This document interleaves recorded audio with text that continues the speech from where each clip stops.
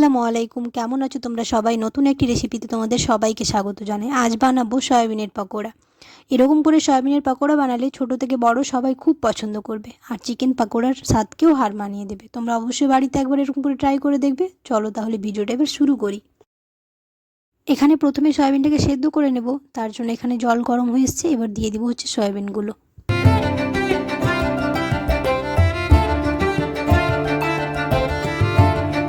এবার সয়াবিনগুলো ঠান্ডা জলে ধুয়ে নেব। ঠান্ডা জলে ধুয়ে নেওয়ার পর এবার এটাকে মিক্সিতে দিয়ে দেবো ব্লেন্ড করার জন্য। আর জলগুলো খুব ভালো করে চেপে নেব যাতে একটু জল না থাকে।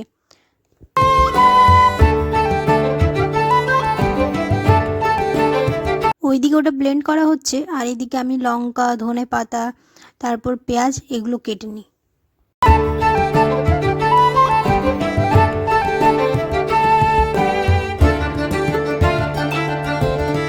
সয়াবিনটাকে ব্লেন্ড করা হয়ে গেছে, এবার একটা বাটিতে ঢেলে দেবো। এবার ওর মধ্যে দিয়ে দিব 3টে লঙ্কা কুচি করে কেটে রেখেছিলাম, আর একটা পেঁয়াজ সেটা দিয়ে দিব, আর ধনে পাতা।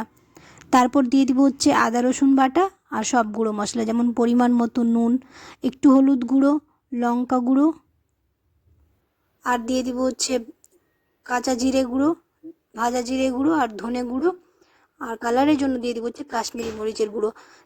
এবার দিয়ে দিব 2 চামচ কর্নফ্লাওয়ার, আর একটু আজওয়াইন, আর গোটা ধনে, এগুলো মুখে পড়লে ভালো লাগবে, আর গোটা জিরে দিয়ে এবার খুব ভালো করে মেখে নেব। খুব ভালো করে মেখে নেওয়ার পর এবার দিয়ে দিব 1 চামচ বেসন, দিয়ে আবার ভালো করে মেখে নেব। এবার এরকম গোল গোল করে নেব, তোমাদের যেমন চাই তেমন তোমরা শেপ দিতে পারো। আমরা এখানে গোল করেছি। এগুলো তো গোল করা হয়ে গেছে, এবার তেলটাকে গরম হতে দেব। এবার তেল গরম হয়ে এসছে, এবার এক এক করে সব দিয়ে দেব। তোমরা যদি ভিডিওটা ফেসবুক থেকে দেখো তাহলে অবশ্যই পেজটাকে ফলো করে দিও, আর ইউটিউব থেকে দেখলে অবশ্যই চ্যানেলটাকে সাবস্ক্রাইব করে দিও, আর পাশে থাকা বেল আইকনটাকে প্রেস করতে একদমই ভুলো না সময় মতো নোটিফিকেশান পাওয়ার জন্য।